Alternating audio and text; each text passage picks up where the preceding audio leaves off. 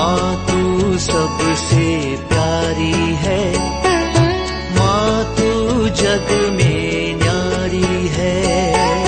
माँ तू सबसे प्यारी है, माँ तू जग में न्यारी है।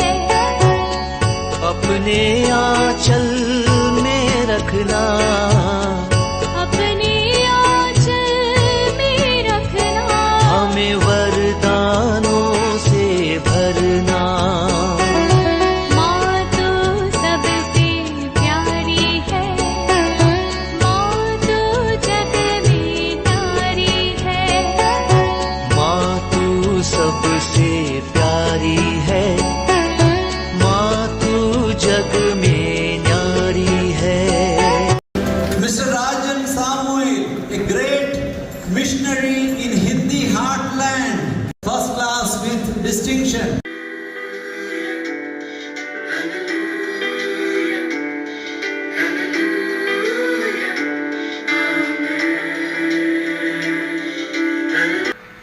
पिता पुत्र और पवित्र आत्मा के नाम पर आमीन। आप सबों को जय यीशु। मेरे पास हमारे YouTube चैनल के अंदर ही अनेकों बार हाल ही में एक भाई बार बार लिख रहा है, मुझे कैथोलिक बनना है, कैसे मैं कैथोलिक बन सकता हूँ, उसके लिए मुझे क्या करना है। और कई लोग इस प्रकार, मैं अन्य चर्च में जाकर के डुबकी का बपतिस्मा लिया था, अब पता चला ये कैथोलिक चर्च सही है, मुझे कैथोलिक बनने के लिए मैं क्या करूं। इस प्रकार के एक सवाल व्हाट्सएप में कई लोग पूछा हुआ, मैं व्हाट्सएप वगैरह में उनको जवाब देता हूं। सबसे पहले मैं यही जवाब देता हूं, आप अपने पास जो कैथोलिक चर्च है वहां उस चर्च से जुड़िए। मुझसे इस YouTube से जुड़ने से आप कैथोलिक चर्च का सदस्य नहीं बन सकता। यदि आप कैथोलिक बनना चाहते हैं, सबसे पहले आपको ये कैथोलिक चर्च क्या है, क्यों आप इसके साथ जुड़ना चाहता है, ये भी जानना जरूरी है।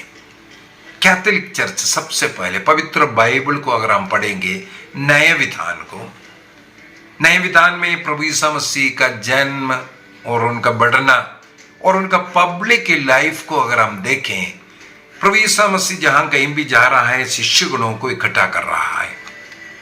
अनेकों शिष्यों को, विशेषकर इसके अंदर 72 शिष्यों का भी नाम लिया हुआ है, और उनमें से प्रभु यीशु मसीह 12 को अलग करते हैं, अलग कर करके उन्हें विशेष कार्य करने के लिए भेजता हुआ।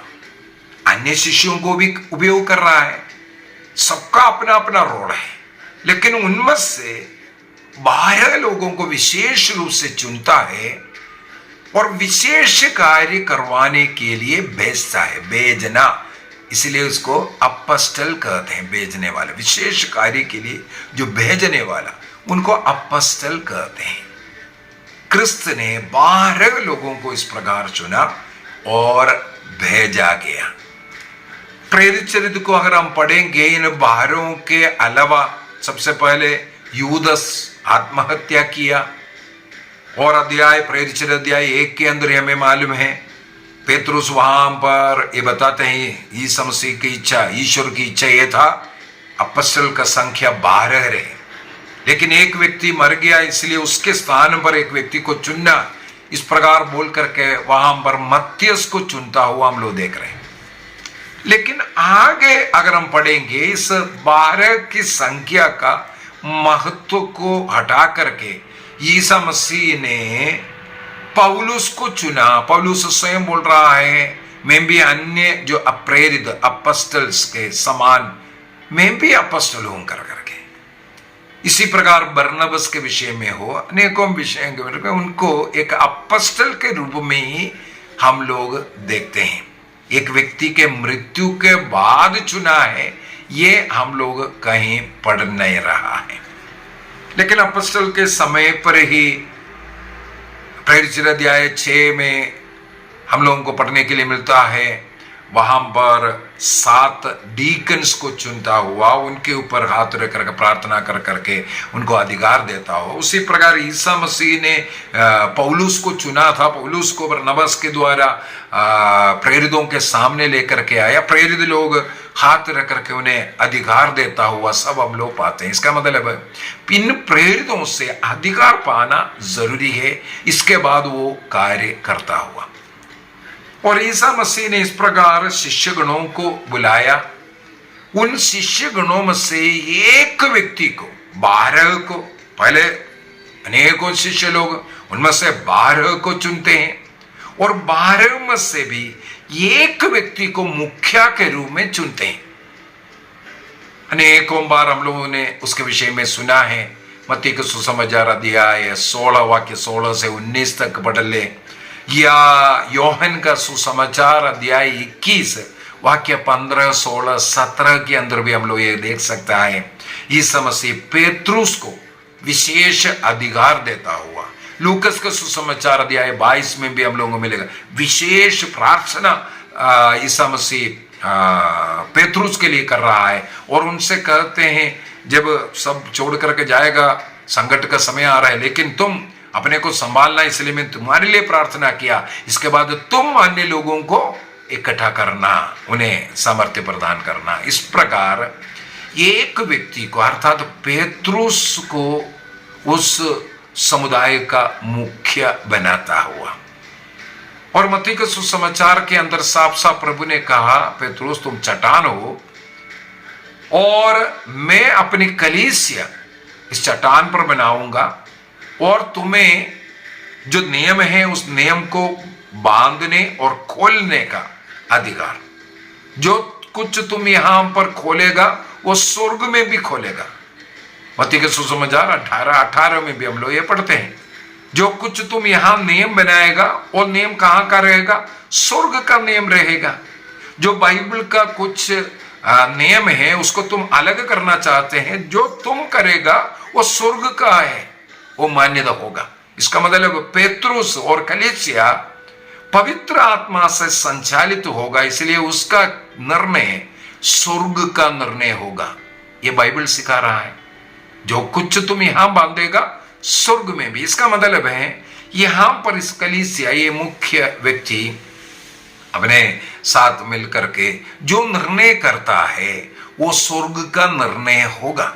उदाहरण के लिए प्रेरित अध्याय 15 के अंदर हम लोग पढ़ते हैं कि एक महासभा, यरूशलेम महासभा, चर्च के अंदर, कलीसिया के अंदर पहला महासभा हम लोग यही देखते हैं। प्रेरित अध्याय 15 के अंदर खतने के विषय में विवाद जब हुआ, उसके ऊपर चर्चा करने के लिए वो महासभा बुलाया गया। वहां पर पेत्रुस खड़े होकर के बातें कहते हैं और वहां उस समय पर यीशु का भाई जो याकूब है, वहां का यरूशलेम का बिशप था उस समय पर, वो भी खड़े होकर के उसके ऊपर बात कर रहे हैं। पवित्र आत्मा उन्हें संचालित करता है और एक निर्णय उस महासभा में करते हैं। ना पेत्रुस का निर्णय है, ना ये याकूब का निर्णय, बल्कि वो कलीसिया का, उस महासभा का निर्णय। अब से खतना करने की जरूरत नहीं है। हमें मालूम है ईसा मसीह का भी खतना हुआ। ईसा मसीह ने कभी खतना नहीं करना करके सिखाया नहीं, बल्कि आज यदि क्रिश्चियन लोग खतना नहीं कर रहा, इसके पीछे का कारण है जिसको ईसा मसीह ने अधिकार दिया, उन्होंने अधिकार से जो नियम था, ईश्वर ने जो नियम दिया था, पीढ़ी दर पीढ़ी यह नियम पालन करने के विषय में, उसके द्वारा ही ईश्वर का संतान, ईश्वर का संतति, चिल्ड्रन ऑफ गॉड बनने के लिए खतना करना अनिवार्य था। उस नियम को इस महासभा ने, पेत्रुस, याकूब, कलीसिया का मुखिया ने उसको अबोलिश कर दिया, बंद कर दिया। बोला आपसे क्रिस्तियों के लिए खतना करने की जरूरत नहीं। क्रिस्तु विश्वास में क्रिस्त के शरीर के साथ, कलीसिया के साथ जुड़ने के लिए आपको केवल बपतिस्मा ग्रहण करना है, क्योंकि ईसा मसीह ने मत्ती के सुसमाचार अध्याय 28 वाक्य 20 में कहा, पिता पुत्र पवित्र आत्मा के नाम पर तुम बपतिस्मा दोगे। तो कैथोलिक चर्च इसी को ही अपनाया है। मत्ती के सुसमाचार अध्याय 28 वाक्य 20 के द्वारा, पिता पुत्र पवित्र आत्मा के नाम पर बपतिस्मा, यही वैलिड बपतिस्मा है। इसका मतलब सबसे पहले कैथोलिक बनने का ये एक तरीका है, पिता पुत्र पवित्र आत्मा के नाम पर आपको बपतिस्मा ग्रहण करना है। यदि अन्य कलीसिया में जाकर के आपने डुबकी का लिया है, किसी का भी लिया है, यदि पिता पुत्र पवित्र आत्मा के नाम पर आपने बपतिस्मा नहीं किया तो वो कैथोलिक चर्च के लिए वैलिड बपतिस्मा नहीं है। यदि कलीसिया द्वारा मंजूर कर रहा है, ऐसा चर्च है जो वैलिड बपतिस्मा दिया जाता है, उसको कलीसिया स्वीकार करते हैं। उसके लिए सबसे पहले आपको क्या करना है, दो प्रकार इस कलीसिया का मेंबर बनते। एक, कैथोलिक के माता पिता से जन्म लेने वाला बच्चे कि एक कैथोलिक परिवार में ऑलरेडी क्रिस्त का शरीर के परिवार का सदस्य है, उनको बचपन से ही बपतिस्मा दिया जाता है। माता पिता ये एग्री करके हाँ हम अपने बच्चे को क्रिस्त विश्वास में पालन पोषण करेंगे, वो बड़े होकर के क्रिस्त को अपना मुक्तिदाता के रूप में स्वीकार करते हैं। मुंह से स्वीकार करना, हृदय में विश्वास करना, बच्चा बड़े होकर के। इसके बाद दोबारा बपतिस्मा नहीं लिया जाता है। बपतिस्मा किस लिए? क्रिस्त का शरीर का अंग बनने के लिए बपतिस्मा जरूरी है। सबसे पहला 7 संस्कारों में पहला संस्कार, ये संस्कार जो लोग ग्रहण नहीं करता अन्य संस्कारों को ग्रहण नहीं कर सकता। सबसे पहले बपतिस्मा ग्रहण करना पड़ेगा, इसके बाद ही आप पाप स्वीकार कर सकते हैं, इसके बाद ही आप परम प्रसाद को ग्रहण कर सकते हैं, इसके बाद ही आप पवित्र आत्मा का सामर्थ्य शक्ति से बनने के लिए जो कन्फर्मेशन ग्रहण कर सकते हैं, इसके बाद ही आप रोगी विलेपन संस्कार के रूप में ग्रहण कर सकते हैं, इसके बाद ही आप विवाह को एक संस्कार के रूप में स्वीकार कर पाएगा, इसके बाद ही आप एक पुरोहित बन सकता है। कुछ भी करना है आपको सबसे पहले बपतिस्मा ग्रहण करना पड़ेगा। यदि कैथोलिक के परिवार में जन्म लिया है तो आपको यूं ही माता पिता के आग्रह पर बच्चों को बपतिस्मा दिया जाता है। अभी अगर बचपन में बपतिस्मा नहीं लिया है या अन्य कलीसिया से आया है या अन्य धर्म का विश्वासी था, वे लोग क्रिस्त को अपना मुक्तिदाता के रूप में स्वीकार कर कैथोलिक चर्च के साथ जुड़े रहने के लिए निर्णय कर रहा है, तो उनके लिए सबसे पहले जो बाइबल को सिखाया जाता है, कैटेकिज्म दिया जाता है, धर्म शिक्षा को ग्रहण करना जरूरी है। उसके लिए कलीसिया के विषय में सिखाएगा, इसके बाद संस्कारों के विषय में सिखाएगा, इसके बाद कुछ प्रार्थनाएं सिखाएगा, इसके बाद आपको बाइबल की शिक्षाएं, ईसा मसीह मुक्तिदाता है, उस मुक्तिदाता के द्वारा ही आपको अनंत जीवन प्राप्त करेगा। ये सब शिक्षाएं, कैटेकिज्म आपको लेना अनिवार्य है।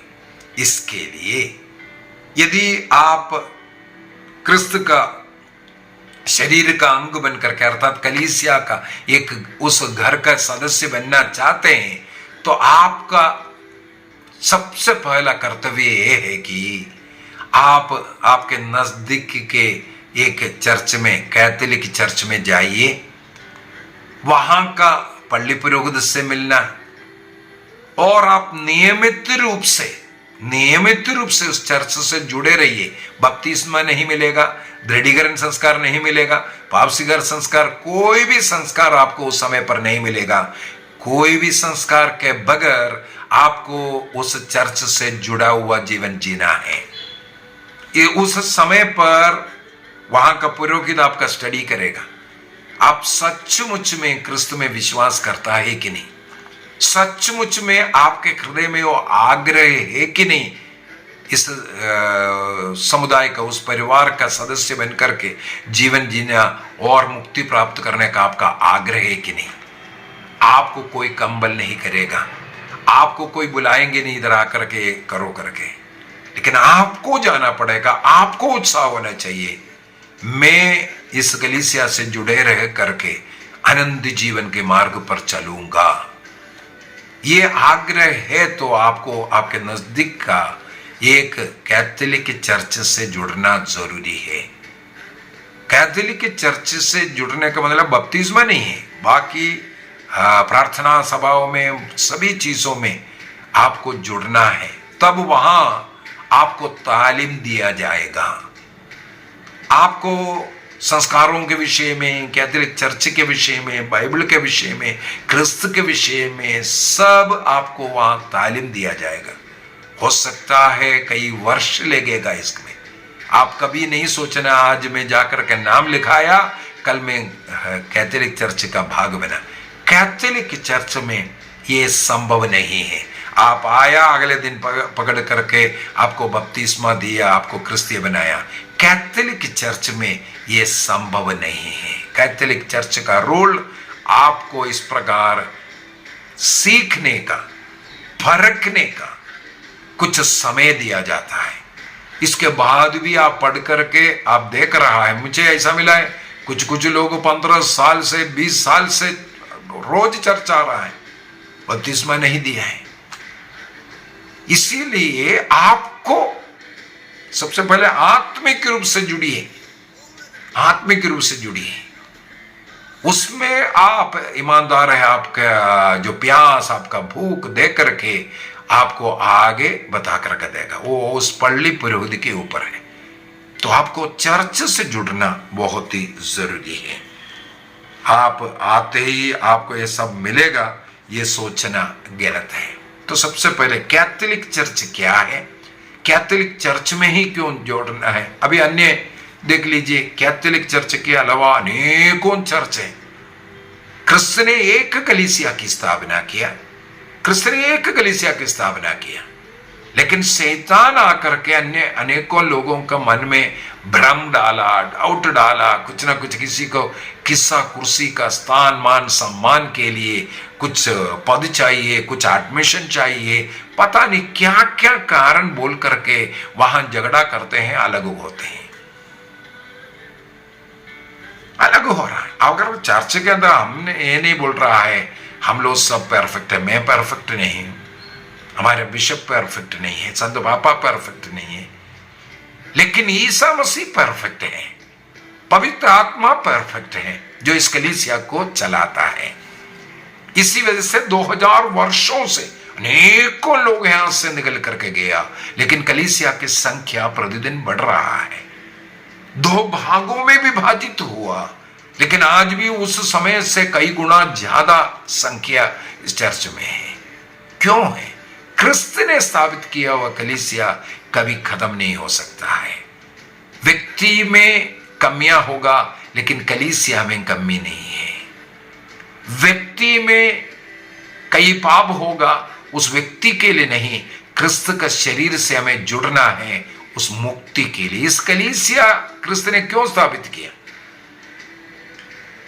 ईसा मसीह ने टीचिंग कर करके मैं स्थापित करूंगा इसे सब बोल करके, इसके बाद क्रिस्त ने क्रूस मृत्यु को अपने शरीर में संसार का पाप, मेरा आपका पाप अपने शरीर में लेकर उस पाप के लिए प्रायश्चित किया, मर गया और जी उड़ करके एक नया युग, नया कलीसिया की स्थापना करते हैं।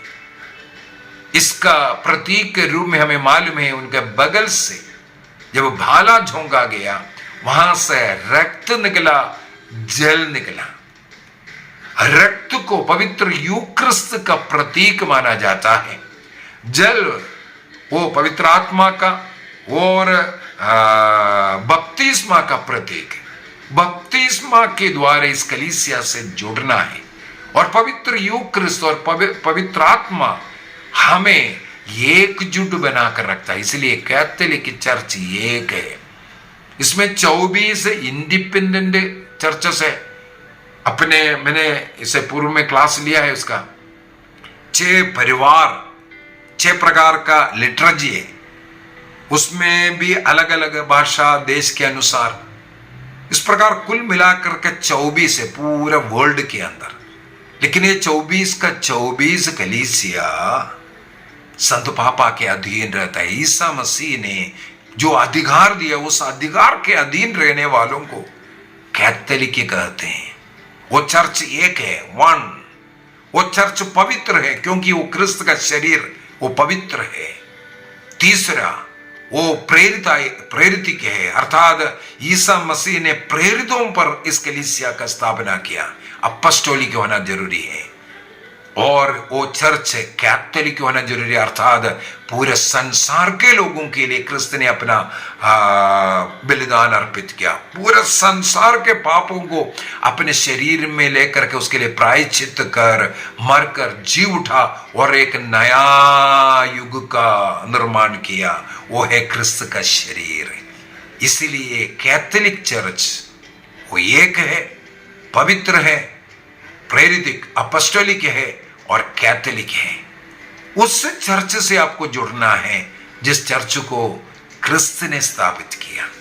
किसी मनुष्य ने, किसी बुद्धिमान व्यक्ति ने अपने बुद्धि के अनुसार चल करके कैथोलिक चर्च को छोड़ा। अरे यहां ये दोष है तो इस चर्च से जुड़े रहकर क्या दोष है उसको सुधार के प्रयत्न करो। मैं हाल ही में अपना जो छोटा नागपुर का कुछ ऐसा गलत कार्य को मैंने बताया था। केवल छोटा नागपुर में नहीं, हमारे केरल देश में भी हर जगह पर हर चर्च में मिलेगा कुछ ना कुछ ऐसा अंधविश्वास का कर्म, गलत कर्म। हमें उसको सुधार का प्रयत्न करना है। जहां गलत है गलत बोलो, गलत जहां हो रहा है उसको गलत बोलो। उसको सुधार के लिए क्या है, हो सकता है हमारे मन में वो गलत है और कलीसिया का और प्रभु के नेम के अनुसार वो सही भी हो सकता है। मेरे बुद्धि में जो आया वो गलत है तो गलत में ही सही, बाकी सब गलत है, ये बोलना ये तो शैतान का कार्य है। इसलिए हमें सतर्क रहने की जरूरत है। इस शैतान के चंगुल से हमें बचने की जरूरत है। कैथोलिक कलीसिया का धर्म शिक्षा ग्रंथ 766 मुझे बहुत अच्छा लगता है और यूथ कैटेकिज्म, यू कैट के अंदर भी ये हमें सिखाता है। क्रूसित प्रभु अपना प्राण अर्पित करते वक्त उनके बगल से बहने वाला रक्त और जल, वहां कलीसिया का स्थापना हुआ और उसका उद्घाटन कब हुआ? और उसका उद्घाटन हुआ है पेंटेकोस्त के दिन में। बर्थडे मनाता है पेंटेकोस्त के दिन में। योहन का सुसमाचार उसके अध्याय 19 वाक्य 34 में हम लोगों को इस चर्च का बर्थ का ये सिंबल हमें पढ़ने के लिए मिलता है। ब्लड एंड वाटर, पवित्र यूकरिस्ट। और पेंटेकोस्त के दिन में उस चर्च का वो जन्म। क्यों क्रिस्त ने इस चर्च को स्थापित किया, ये भी हमें सीखने की जरूरत है। क्यों स्थापित किया? जैसे मत्ती का सुसमाचार अध्याय 3 वाक्य 13 और 14, क्रिस्त ने शिष्य लोगों को प्रेरित नाम रखा क्रिस्त के साथ रहने के लिए और क्रिस्त के समान जीने के लिए, शिक्षा देने के लिए, रोगियों को चंगा करने के लिए, अपतूतों को निकालने के लिए, यह सब क्रिस्त के साथ जुड़े हुए रह करके कार्य करने के लिए। अर्थात ये एक समुदाय के रूप में, एक कलीसिया एक समुदाय है उसके रूप में। और उनमें से पेतरुस को मुख्य बनाया। अन्यथा क्या है, एक लीडर नहीं, सब लीडर है। वहां ये टूट फूट है। क्यों पेंटेकोस्त 40,000 में टूट रहा है? सब अपना अपना टीचिंग, अपने बुद्धि में आया वो टीचिंग कर रहा है ना। इस कारण इनसे दूर रहने की जरूरत है। मत्ती का सुसमाचार अध्याय 26 में वाक्य 26 से आगे हम लोगों को मिलेगा पवित्र यूक्रिस्त की स्थापना किया। और प्रेरित अध्याय 1 वाक्य 8 में पवित्र आत्मा के आगमन के विषय में। किस लिए? पवित्र यूक्रिस्त और पवित्र आत्मा, जैसे मैंने बोला है, प्रभु के बगल से बगने वाला, उस कलीसिया को यूनिटी में, एकता में। इसलिए 140 करोड़ का एक कैथोलिक चर्च आज भी एक है। एक व्यक्ति के, संत पापा के अधीन 140 करोड़ से अधिक लोग जुड़ा हुआ है। लेकिन पेंटेकोस्टल चर्च में देखो 4 जन एक साथ नहीं बैठ सकता, क्योंकि उनका अलग अलग मुद्दा, अलग अलग टीचिंग, 40,000 से ज्यादा अलग अलग टीचिंग वाला बन गया। वो तो रजिस्टर्ड वाला है, अनेकों ऐसा मिलेगा। इसलिए हमें सीखने की जरूरत है। बपतिस्मा में पूर्ण रूप से पाप सब शुद्ध हो जाता है। क्रिस्त के शरीर से जुड़ने के कारण उस समय पर ईश्वर का संतान, चिल्ड्रन ऑफ गॉड बन करके पूर्ण रूप से पाप मुक्ति, हम स्वयं क्रिस्त के समान बनते हैं। बपतिस्मा पापों को से मुक्ति देता है, क्रिस्त के शरीर से हमें जोड़ता है। अब ईसा मसीह ने एक और कार्य किया। योहन का सुसमाचार अध्याय 20 वाक्य 21 से लेकर के 23 तक अगर पढ़ेंगे, जैसे पिता ने मुझे भेजा उसी प्रकार मैं भी तुम्हें भेजता हूं बोल करके इन प्रेरितों को भेजते हैं। क्या करने के लिए? बपतिस्मा के बाद यदि कोई पाप करता है, उन पापों को क्षमा करने का अधिकार, देखो पाप क्षमा करने का अधिकार केवल ईश्वर को है। ईसा मसीह मनुष्य बन करके मनुष्य का पाप हरने के बाद अधिकार भी उन प्रेरितों को दिया। उन प्रेरितों को पाप क्षमा करने का अधिकार दिया। इस प्रकार पाप क्षमा कर क्रिस्त का शरीर का अंग अर्थात वापस लौट करके क्रिस्त के समान वो जुड़े रहें, इसके लिए, क्योंकि पाप हमें क्रिस्त के शरीर से दूर करता है। पाप क्षमा के द्वारा वापस उस कलीसिया की एकता में आता है। तो क्रिस्त ने अपने मुक्ति कार्य का उस क्रूस मृत्यु के द्वारा जो कार्य किया था, वो कार्य यहां पूरा करता हुआ। मैंने एक क्लास 1-2 दिन पहले लिया था। ईसा मसीह ने क्रूस पर मरा, हमारे पापों का प्रायश्चित किया, तो हमें भी क्यों करना चाहिए, उसके अंदर ये सब क्लास लिया, इसलिए बार बार उसको बोलने का जरूरत नहीं। मेरे विचार में कैथोलिक चर्च से जुड़ने के लिए क्या है, ये जो सवाल किया, उसका 2 तरीके मैंने बोला। क्रिस्तीय परिवार में, कैथोलिक परिवार में जन्म लेने वाला बच्चों के लिए, वो माता पिता उनको उस विश्वास में बढ़ाना है। अन्य लोग, कोई कैथोलिक चर्च से आपको जुड़ना है अपने आप जाकर के, बपतिस्मा या अन्य स्वीकृति नाम लिखना अब नहीं होगा। वो होगा एक पीरियड है, कुछ समय है आपको वहां का शिक्षा ग्रहण करना, टीचिंग ग्रहण करना। उस कार्य के लिए आपको वहां का पल्ली पुरोहित से मिलना है। वो पल्ली पुरोहित द्वारा आपके लिए कोई टीचर नियुक्त करेगा, और चर्च का जो डेली मिसा, जो अन्य कार्यक्रम, इसमें भाग लेकर के भी अब अनेकों चीजें इस प्रकार सीखते जाएंगे। और यदि आप पूर्ण रूप से उसमें जुड़ा हुआ है, विश्वास में है, ये देखेगा, तब आपको बपतिस्मा के द्वारा, या बपतिस्मा स्वीकृत है तो आपको फिर दृढ़ीकरण संस्कार देना पड़ेगा। आपका विवाह संस्कार अगर ठीक नहीं हुआ तो उसको सही करना पड़ेगा। ये सब संस्कारों को आपको इकट्ठा देगा, पाप स्वीकार संस्कार करवाएगा, और प्रभु का शरीर रक्त आपको ग्रहण करने का योग्य बनेगा।